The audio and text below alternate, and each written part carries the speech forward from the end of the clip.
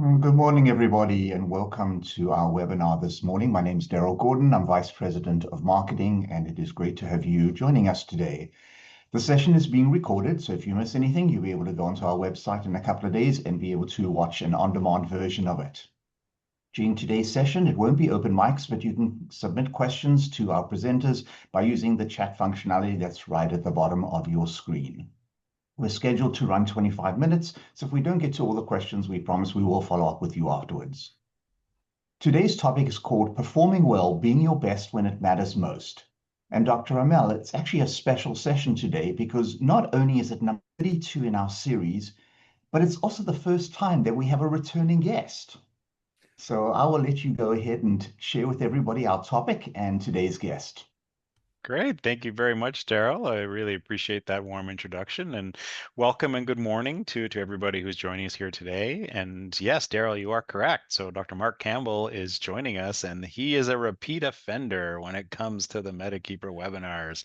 This is the second time, and some of you may recall from the first time Mark and I were chatting, it was all about his work in green spacing and in outdoors and in nature and exposure to nature and that sort of thing.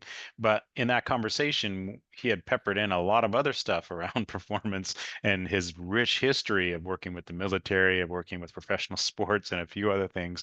And I think at the time we said, hey, listen, we absolutely need to have Mark on to round out all of his experience and share some of his thoughts and insights there. So essentially, that's what this session is today, is the continuation of that conversation with really focusing in on this topic of being your best when it matters most. Now, for those of you who are new and maybe didn't see that first one from back in the day, Mark is a owner and chief performance officer at Campbell Performance. Like myself, he wears a few hats. You can see he sits on the board of the Wellness Alliance, as do I. He's got the Nature of Wellness podcast, which I'm sure he will plug a little bit later on. He's doing a recording session after this one. I was fortunate enough to be invited on it in the summertime. We had a great session and a great conversation from that perspective. His handles are there as well.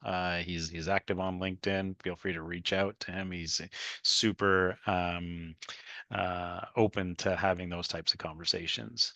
Now, on my side, same thing. I wear a few different hats. Aside from sitting on the executive board of the Wellness Alliance with Mark, I sit on the executive board of the Work Wellness Institute. I have a faculty appointment at Pacific Coast University for Workplace Health Sciences, and I'm also the Chief Health and Strategy Officer at MediKeeper. Somebody who's very active on LinkedIn as well, promoting a lot of evidence-informed practice and applied workplace health and productivity research. So feel free to reach out. Love to hear from you. And if you've got ideas for a topic you'd like us to tackle here on our webinars, we'd be more than happy to hear from you. So Mark, do you want to say hi to everybody? Hi, everybody. No, thank you Thanks. for having me back. Repeat offender is a phrase that's been used with my name a few times throughout my life, but not in such a positive way as coming back onto the MediKeeper platform. So thanks for having me back. I'm really excited. Yeah, it's our pleasure. And I think we should just dive right in. We've got 25 minutes in total for this conversation. It's going to fly by as they usually do. But, Mhm. one of the things that really struck me is when Mark and I have conversations and we get together at conferences all over the place, there's usually a point in the conversation when Mark brings up something. He's like, oh, I work with this group or something like that. And then you make note of that, and then 10 minutes later he's talking about working with another group with another set of experiences. So he's held a lot of jobs throughout his consulting career, and he can draw on an awful lot of experiences in there. So I'm thinking, to set the table, Mark, before we get into these questions that we've put together, is maybe give us that 30,000-foot view of, okay, where did Mark start out and Yeah. where is he now? Yeah. Well, I started out selling women's shoes uh, in college. That was my first real gig. I think just to back up, I have a bunch of degrees. I don't say it to brag because I owe Uncle Sam a whole lot of money to pay for those. But my background is very diverse and holistic, if you will. I have degrees in English communication, exercise science, and sports medicine. I was a massage therapist for like 20 years. I have a master's in sport and exercise psychology, and my PhD is in health promotion and wellness, which is that umbrella degree for all of the other stuff, right? So I'm always looking through the lens of the whole person. And I started working with athletes early in my career at all levels. I was the master trainer for the Army's Performance and Resilience Program for about 8 years as a civilian. I was pulled up to the Secretary of Defense's office to lead the adaptive sports program for the military for the Department of Defense. And in that pursuit, I got to work with 14 other allied nations, helping them build performance and wellness based programs for their wounded, ill, and injured populations in the military. And I got to work with Prince Harry and his staff for the Invictus Games. I was one of the lead U.S. planners for that. And then baseball called, Major League Baseball called, and I was the director of mental conditioning for a Major League Baseball team for 6 seasons, won a World Series there. And during COVID, went out on my own. And I like to joke that I live at the corner of elite performance and high level wellness. And I was talking about wellness to performance audiences before I could say the word wellness. I'm sure a lot of people on the call remember those days. So I called it holistic performance. How can you perform better in all domains of your life? And half the people would show up to hear me talk to throw rocks at me, and half were really interested in what I was saying. And now to see where we're at, decades later and how far we've come, it's just extremely encouraging. And I'm kind of like a proud papa every time I see this work being done out there that, I was whispering at conferences a couple of decades ago. Excellent. Thank you for that. And I too remember that those days. It's sad that we, the wellness terms and things like that have had such a bad rap over the Yeah, year. I see it a lot in the human resources space and the workplace health and productivity space. A lot of employers have been burned with, over promising and under delivering of programming aspects and things like that. And I think we've evolved to the state where we know we've got some pretty good evidence to support the notion that protecting and promoting the health of your people is a good business venture. And of course, everything absolutely. else when it spills over into the high performance side of things, and even taking some of those learnings from the high performance side and helping them apply to like mortals like you and I, right? And Mm-hmm. this is something that I know you and I have chatted about before, but it'd be great to get this recorded, and especially for our audience here to hear, is to really gain some insight into some of your learnings and teachings there, and maybe share some of that. So how can we take that experience from the military, that experience from professional athletes, and say, hey, what's useful for me as a mere mortal, never going to be a high performance athlete, never going to get paid for that, but I'm having Yeah. fun. And Yeah. so how do we do that? Where do we go from there? That's a great question. And thanks for asking it. I think to start that, I need to talk about what performance really is, because I think there's a lot of misconceptions. I think that words, as much as they have meaning, they get twisted. And I understand words can be monetized and words can be slightly altered to create other monetary streams for other people. So I like to get back, as you know, to the roots of words and the operational definitions. And we've seen it with mindfulness, with resilience, with wellness. So performance, if you look at organizations like the Association of Applied Sports Psychology, which is the globally recognized sport performance psychology organization, which I've belonged to for a long time, it's all about realizing one's full potential in any domain.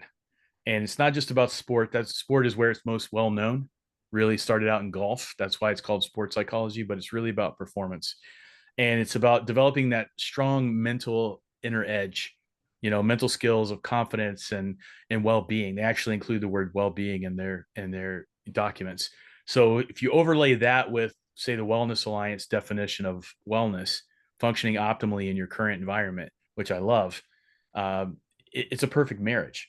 So when I talk about performance, I look at how we can elevate performances in all areas of our life, and not just sport, not just the military.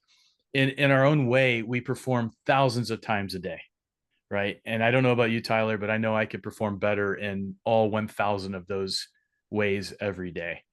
And it's about looking at different tools. And I talked about this at the Wellness Summit. I think, honestly, the first is what I call finding your way. And way is an acronym for who are you?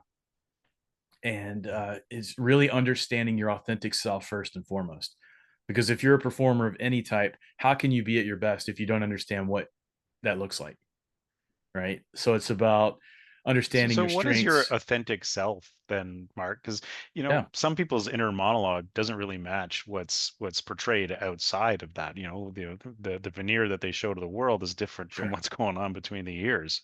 So and I'm sorry, I don't mean to derail your thought No, no, process no, there, no. but I'm That's a curious great point. about that piece of it. I mean, you're taking me into the depths right now, because we could talk about this question for about a month. My response question would be, why are we afraid to show our authentic self to the world, right? And we could go down that rabbit hole later if you want, but being your authentic self is something only you know, and that people struggle with that. We're in a comparison based society, right? And we're always looking at what we should be or what we could be, instead of really taking the time to look in the mirror and deep dive into our inner workings to understand things like, your how do you define your strengths, your authentic strengths that are only yours, right? Your challenge areas, what motivates you, because you and I both work in high level wellness. What motivates me, what motivates you, there is some overlap there. Obviously everybody on the call wants to help humans be better versions of humans, right? That's great. But what motivates me is slightly different than what motivates you, right? We all have that different lens that we look through. What are our fears? When we're at our very best, what does that look like for us? Right? Where are we currently at? That's the hard part. It's hard to admit where we're starting from, because we're comparing ourselves to others. And social media has been, not here to bang on technology or anything, but social media has been a huge culprit in this, because we base our worth and our value on someone else's best 2 seconds of their entire year that they post on social media, right? And we overlook all of the great things that we're doing and we have going on in our lives, because we're not hanging off the side of a mountain in Nepal, or on the beach in Bali or something, or with our arm around a celebrity. And I think that we overlook things like our support systems. Who do we genuinely and authentically look at as our support systems? Who are we supporting? What are our values? I want to take a second to talk about values. Everything we do is centered around values. And if you look at wellness models, spiritual wellness is based on values, relationships, and purpose. So values really drive our spiritual selves. I ask crowds this all the time, from 5 people to 5,000 people. How many of you have a set of values that you try to live by? Every hand goes up. And I say, keep that hand up if you've actually written those values down and are clear on what they are. And almost every hand goes down, right? So we know that they're important. We know that we should have them. We know they drive all that we do, but we don't take the time usually to sit down and really look at it and say, what do I value, right? Um, what are our goals? Goal setting is kind of a bad word, because we've been inundated with goal setting. Peter Drucker, 1952, SMART goals, right? Everybody's learned those. So that works for some people. It doesn't work for others, right? So we have to know what works for us. Maybe it's just asking the 5 Ws about what that goal looks like, and keeping it at that level. We have to have contingency plans. We have to really understand how we process successes and failures. I mean, being your authentic self is taking the time to really understand who you are and who you could be. And that's something that we don't always offer ourselves the luxury to do. Hmm. Thank you for that. And I can definitely see, the linking and the rationale, especially as we try and to bring it back into the concept of, let's say, somebody who's struggling with Hmm. weight or behaviors, or not necessarily developing the habits that they need, that may not necessarily be reflecting of those values that they have.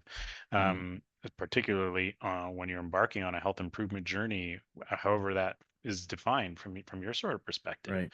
So I think that makes sense. So let's take the military and the professional sports, baseball, Hmm. analogies, if you will, and sort of bring that home to, what Sure. can be done for those types of individuals, and how can we take those learnings and apply that to our own meager little lives here. Yeah.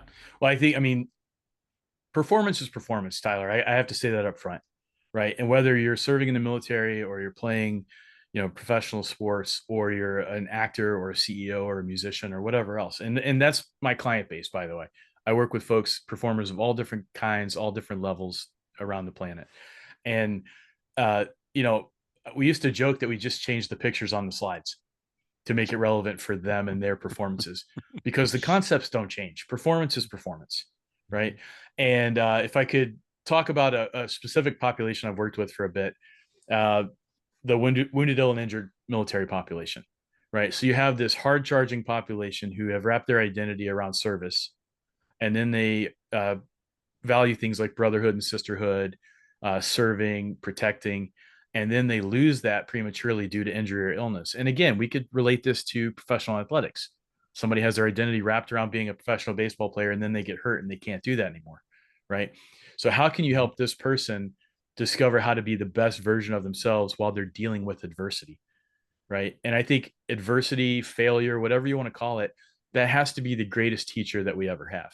So whether I'm working with special operations soldiers or, high school football players, I'm going to talk to them about adversity, how to befriend adversity, because truly it's the greatest teacher we ever have. One of the biggest questions I get asked consistently, because I've worked with Navy SEALs and Army Rangers and professional athletes and all these really mentally tough populations, right? What is mental toughness, right? And I say all the time, when everything around you is going wrong, you're able to take one step. That's it, just one step. And that step could be sideways, it could be slantways. It's like the great glass Wonkavator on Willy Wonka, right? It could go in any direction. It can go backwards. In the military, they call that a tactical pause. Take a step back, regroup so that you can move forward again. But the key is when everything is going wrong, you're not just standing there being complacent and hoping things are going to get better. You're being proactive and you're taking a step in one direction. The flip side of that coin is that when everything around you is going right, you take one step. Because when things are going right in our lives, we usually put our hands up and say, why would I change? Things are good. But how long do things stay good? Right? Life is always moving around us, it's always changing. And if we stand still, we're going to miss it. And then we're trying to play catch up. And that's when the wheels start to wobble a little bit and feel like they're going to fall off. So, really looking at how to be deliberate and proactive consistently, that's the key. And if we aren't able to be present in the moment, we lose where life is happening, right? We can't fully engage in that performance. We can't fully engage in being well because we're thinking about what we should be or could be or what we haven't been in the past, right? So we have to learn to be present. I know I'm throwing a lot at you, but 25 minutes, this is a really robust conversation to try to Drinking from a jump fire into. hose here. Yeah. That's why we kept it to 3 questions. Right. Yeah. Right. But you have to be present. You have to be authentic. You have to learn how to manage and befriend adversity. If you can do those 3 things, you're going to elevate your performances every single time. Mm-hmm. Yeah, I like the be present thing. It reminds me of the fish philosophy books that were written about the Seattle fish market with regards to leadership and mentorship and those sort of things. And being present is critical, right? Yeah. Pushing everything else out of your mind so you can truly focus on the task. And when I teach things like ergonomics and human factors, it's always fascinating because people still think that they can multitask, and your brain can't multitask. You've got a lot of things running on autopilot, but to truly excel and do something correct, you can only focus all your attention on one thing at a time. Yeah. And so that's always something that is interesting, because people who say that they're amazing multitaskers usually aren't very efficient whatsoever. I'm not hiring the amazing multitaskers. I can tell you that. Yeah, exactly. And I'm glad you brought that up. If I could say real quick, I think that we've always said in the field, you can multi-attempt, you can multi-try, but science tells us time and time again, the brain can only attend successfully to one thing at a time. And for every additional target you try to add in, you're 30% less effective on that original target. Yeah, right? it's fascinating. Yeah, wow. Fascinating. And you can see how that relates to the military and to professional sports, right? You have to be present or there's dire consequence. Yeah, life and death situations here. Exactly. So speaking of less life and death situations, one of the things that I did years ago was compare athletes who are becoming injured or ill on their jobs. And keep in mind, their jobs is to perform for their sporting activities, right? Right. And we were comparing injury trajectories with some folks and then comparing them to people in the workplace who have very similar injuries. And it was fascinating because there's a whole body of research that shows that when we're factoring in motivation and a few other things that go into it, we sometimes have different trajectories that are manifested by the insurance scheme or the mechanisms or the Right. approach to work disability or these sort of things that are impacting that trajectory there. And some employers would just look at me like I had a third eye when I started talking about athletes and how they were going through from that perspective. So I've always been fascinated by that concept of looking at that athlete as a job with their activities or their sports. And interestingly, when there's labor disruptions and things like that, some of those workers are actually covered by workers' compensation schemes because of nuances in the laws. But that's another topic altogether for us. So we have a few minutes left here. I totally believe in the adversity thing, and in terms of bouncing back and getting to that next first step, if you will. And I think that absolutely makes sense. So in terms of applying this, these tangible tools, these sort of things, what is it, we've identified our authentic self. We're trying to be true to our values. We're trying to take that one step forward. We're seeing adversity, and people are struggling all around us. Mental health issues, as you know, are commonplace. There's stress, depression, anxiety. We have an entire generation who may never be able to afford a house unless something really bad happens to the market. Wages have not kept pace with inflation. We're talking 25-ish% in this case over the past 5 years since the pandemic. Things are stacking up in everybody. So, how can they take those learnings and just really, what are those tangible tools that can be put in the back pocket so that we can start to really help people improve and really help them achieve their best self in that respect? Yeah, I mean that's again a huge question, and you're right. We're not doing a whole lot every day to make our situation better moving forward, right? And I think a big piece of that is what we're ingesting as far as media and information. And I really truly believe that we are losing our ability to critically think, to rationalize, to problem solve, and we're just being force fed opinions. And this isn't a political or a partisan statement. This is a species level statement, right? We're getting our information in force fed doses these days, and we're forgetting how smart and how strong and how resilient and how adaptable we truly are. We're sort of just giving up, and we're becoming apathetic. And apathy and fear are the two greatest weapons that the world has ever known. So we have to have a true understanding of who we are. We have to understand what we're like when we are at our best and when we're not. And hopefully we can get a little bit closer to the former than the latter more often, right? We have to let go of the idea of perfection or perfect, because it's a man-made term, right? Like I've never been perfect. You've never been perfect. I don't know about anybody's spiritual beliefs, but some would say there's only been one perfect person, and I'm pretty sure it's not me or you, Tyler. Um, it's a man-made concept, and we beat ourselves up for something that we can never achieve, right? We can be our better self. That's something we do consistently, but we put ourselves up against this idea of perfect, and we can never get close to it, right? But in that same conversation, I always like to talk about learning how to ask for help. We have to be able to do that. You talk about the mental health crisis. I hate that term because we've been in a mental health crisis for 25 years, which means we've been in crisis mode and haven't been able to figure it out. We know it's lopsided between providers and those who need help as far as numbers, right? So people have to find proactive ways every day to destigmatize mental wellness, because mental health, as we talk about, is this far right diagnosable intervention based disorder. All of our mental health resources go to treating illness, right? We have to figure out everybody else who's not living in that part of the mental health spectrum, how we can be proactive every day and get the most out of it. And a big piece of that is, I'm going to just say it because I have to, nature, getting outside, right? It's I free. knew you were going to tie it back into this at some point, Hey, Mark. I have to, but it's free, right? Science has shown us time and time again that 20 minutes outside changes our body and brain chemistry. It's more proactive and effective in treating anxiety and depression than any pharmaceutical we've ever known, right? So the answers are there. We just have to start thinking for ourselves and rationalizing and experimenting with different things that help us be better versions of ourselves.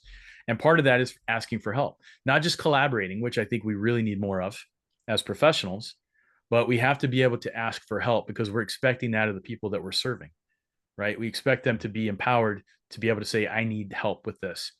And if we're not doing that ourselves, the key is, and one takeaway I hope everybody hears me say today, is you can only ever give the best of what you've got. And this isn't going to turn into a self-care conversation, because that's another one of those terms that's been twisted and perverted.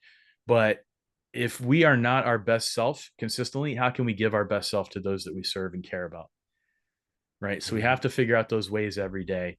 And there's no cookbook for this. I can't give a magic pill about how to be a better version, but there's no shortage of resources. And if we can really focus on critically thinking and rationalizing and learning, stoking our intellectual wellness, we can find different ways to fill those gaps in our performance and our health and our wellness, etc. Mm-hmm. Yeah, it's interesting, and you can apply this to the caregiving population, whether that's somebody's job, or you're Right. caring for children or loved We're all ones or aging caregivers. parents. Exactly, right. And if you don't take care of yourself and truly get to that, it makes everything else quite difficult. Yeah. And I think that that there's obviously a lot of truth to what it is that you're saying, and it's good to see the evidence to back it up from that sort of perspective as well. So if there was one thing you could tell somebody, let's say somebody is struggling at this point in time, and you've got 30 seconds on an elevator ride with them, not the fancy Wonka elevator you discussed, but an actual real elevator here. What would you tell those folks? How do you get them to make some sort of substantial change in whatever it is that they're dealing with at that specific point in time? First thing I would ask is why you want to get better, right? Like, what is it about your life that you feel needs to get better? And I would help them realize where they're starting from, because it's very large majority of the time it's not as bad as they think it is, right? But there are always areas we can improve on. But why do you want to get better? What is it about that improvement that is appealing to you, right? And then we can look at different techniques and different ways to go from where you currently are to where you ideally want to be, right? But it's not a hard sell, because humans are hardwired to be better today than we were yesterday, right? That's in our DNA. If not, we would have never left that first village by that first river, right? We'd still all be there together. We want better. We want more. So trying to figure out what that looks like for each individual is daunting. And as a professional, you know this too. Not having a cookbook approach is tough, but there are some foundational truths to being human and to being a better version of human, right? That we can start with and then tailor for each individual person. I'm not here to sell a book or a process or a program. I'm here to sell people on being a better version of themselves. Not perfect. You're never going to be 100%. But what if you could be 1% better today and then 1% better tomorrow, right? It doesn't have to be as hard as we make it. It's actually pretty easy. We make it hard. So why do you want to get better? What is it that appeals to you? And how can you do something small today to move you from where you are to where you want to be? That one step idea, That's love it. it. And Mark, thank you so much for this. I realize we're at time. We could continue. Absolutely. These are very profound words to live by. And I definitely appreciate you sharing your knowledge and insight with our audience here today. And maybe we'll just have to have you back for session number 3, Mark. Well, you and I will talk when we get together next. Repeat. I love it. Exactly. Daryl, over to you. Yeah, well, that was such an engaging conversation, and I completely lost track of time, and I had no realized we're already at our 25 minutes plus. So I have no doubt there will be a third session. Thank you so much, Dr. Amell, Dr. Campbell, for spending your time. If you missed any of this, it will be available on our website in just a couple of days as a downloadable session. Thank you for joining us today, as that concludes today's session. Thank you all. Thank you.